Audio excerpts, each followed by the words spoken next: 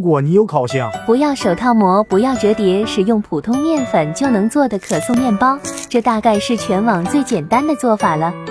所有食材倒进碗里，搅和均匀。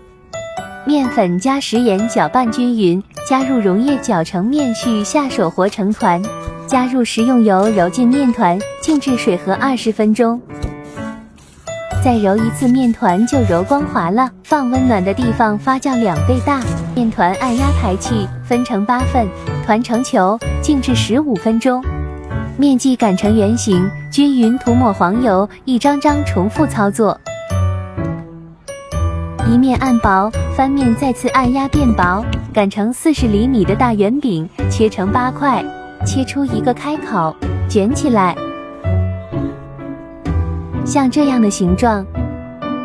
送进烤箱发酵1.5倍大，发酵好，表面刷上全蛋液，送进预热好的烤箱烘烤16分钟左右。表皮金黄酥脆，里面层次分明的可颂面包，不会做面包的新手照着做也不会失败，快收藏做起来吧。